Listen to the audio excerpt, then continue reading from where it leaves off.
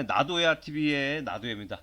자, 여기 보시면 그 저 호르무즈 지금 해협 봉쇄 위라고 써 있는데, 자, 미국 공습에 대한 보복 조치로 이란이 호르무즈 해협을 봉쇄할 가능성이 커지면서 각국 정부와 국제 해운업계도 경계 태세를 굉장히 곤두세우고 있는 그런 상황인데, 여기 뭐 호르무즈 해협 잘 보시면 아시겠지만 이제 한국으로 오는 중동산 원유의 99%, 와, 거의 다라고 봐야 되겠죠. 그리고 전 세계 LNG 해상 수송량의 20%, 그리고 전 세계 석유 해상 운송량의 25%, 진짜 어마어마한 그 해협, 그 호르무즈 해협의 이제 석유 운송량인데, 자, 그래서 오늘 이 시간에는요, 과연 호르무즈 해협은 어떠한 곳인지에 대해서 한번 알아보는 시간을 갖도록 하겠습니다. 네, 호르무즈 해협은요, 페르시안만과 그 다음에 오만만을 잇는 이 좁은 수로, 요거를 이제 호르무즈 해협이라고 하는데, 이란과 오만 사이에 이제 위치해 있습니다. 이 해협의 가장 좁은 지점의 폭이 약 33km에 불과하고요. 좁은데 찾아보면 나오겠죠, 그죠? 실제 선박 통행이 가능한 항로는 이보다 더 좁다고 합니다. 이러한 지리적 특성은요, 해협을 통과하는 모든 선박이 상대적으로 제한된 공간을 통과해야 한다는 것을 의미하며, 이는 봉쇄나 통제가 용이한 조건을 만듭니다. 자, 호르무즈 해협은요, 세계 석유 운송의 가장 중요한 통로 중 하나인데, 매일 약 1700만 배럴의 원유가 이 해협을 통과하고요. 이는 전 세계 석유 수요의 약 40%에 해당한다고 합니다. 페르시아만 연안국들인 사우디아라비아, 뭐 이란, 이라크, 쿠웨이트, 카타르, 아랍에미레이트 등이 생산하는 원유의 대부분이 이 해협을 통해서 이제 세계 시장에 운송된다고 합니다. 특히 그 아시아 주요국들의 에너지 안보에 미칠 영향은 절대적인데요. 뭐 중국, 일본, 인도, 한국 등 아시아의 주요 경제국들은 에너지 수요의 상당 부분을 중동산 원유에 의존하고 있으며, 이들 국가로 향하는 원유의 대부분이 이제 호르무즈 해협을 이제 경유합니다. 그리고 또한 호르무즈 해협이 그 원유뿐만 아니라요, 액화 천연가스 LNG 운송으로서도 호르무즈 해협의 역할을 굉장히 또 중요하다고 하고요. 카타르를 비롯한 페르시아만 연안국들이 생산하는 LNG 상당량이 이 해협을 통해 아시아와 유럽으로 수출된다고 합니다. 특히 카타르는요, 세계 최대의 LNG 수출국 중의 하나로 호르무즈 해협의 안정성은 글로벌 가스 시장에도 직접적인 영향을 미치고 있습니다. 네, 우리가 정말 그 상상하기 싫지만 호르무즈 해협이 이제 봉쇄됐을 경우에 경제적 파급 효과는 이제 상상을 초월하겠죠. 전 세계 석유 공급의 이제 40%가 차단되면서 즉각적인 에너지 이제 위기가 발생할 것이고요. 이는 이제 단순히 유가 상승에 그치지 않고 전 세계적으로 이제 인플레이션 압박으로 이어질 것이고요.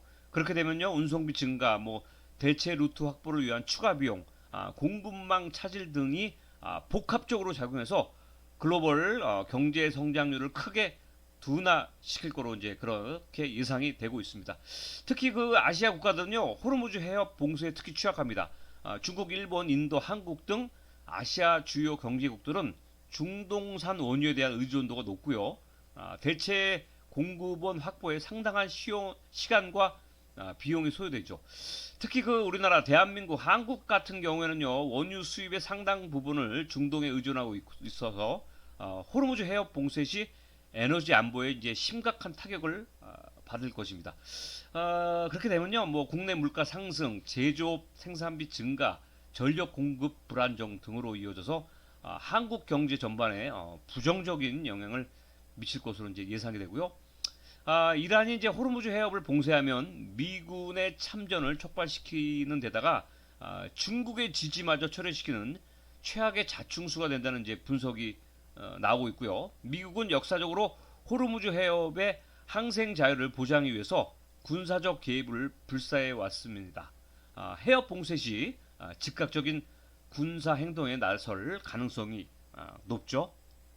자, 호르무즈 해협이 이제 봉쇄될 경우를 대비한 몇 가지 이제 대체 루트가 존재하긴 합니다.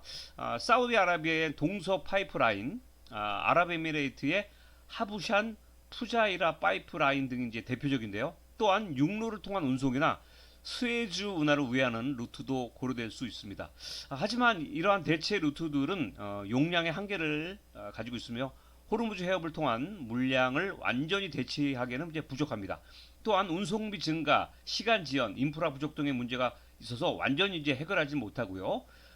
호르무즈 해협의 안정성 확보를 위해서는 국제사회의 협력이 이제 필수적이죠. 미국, 유럽, 아시아 주요국들의 공동으로 해협의 항생 자유를 보장하기 위한 노력을 기울여야 하고요. 이는 이제 단순히 군사적 대응을 넘어서 외교적 해결을 모색, 에너지 공급 다변화, 비상 계획 수립 등이 이제 포함되겠죠. 자, 이번 위기는요, 전 세계가 에너지 공급원 다변화의 중요성을 다시 한번 깨닫는 계기가 되고 있는데요. 재생 에너지로의 전환, 가속화, 에너지 저장 기술 개발, 공급망 안정성 강화 등이 이제 장기적 과제로 대두되고 있습니다. 자, 호르무즈 해협의 안정성 확보는요, 단순히 중동 지역의 문제가 아니라 전 세계 평화와 번영을 위한 공통의 과제라고 할 수 있습니다. 현재 진행 중인 이스라엘, 이란 분쟁의 향박에 따라 호르무즈 해협을 둘러싼 긴장이 더욱 고조될 가능성이 있습니다. 이는 이제 글로벌 경제에 지속적인 불안 요소로 작용할 것이며 따라서 외교적 해결을 위한 국제사회의 노력과 함께 비상 상황에 대비한 체계적인 준비가 그 어느 때보다 중요한 시점이 되겠습니다. 그러니까 이제 우리나라도요, 이제 이 호르무즈 해협을 통한 이제 그 중동의 그 원유 의존도를 좀 줄이고요.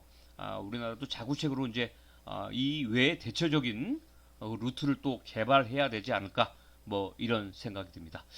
자, 이렇게 해서 오늘 이 시간은요, 호르무즈 해협에 대한 지금 국제적인 이슈와 그리고 또 호르무즈 해협에 대해서 한번 알아보는 시간을 가져봤습니다.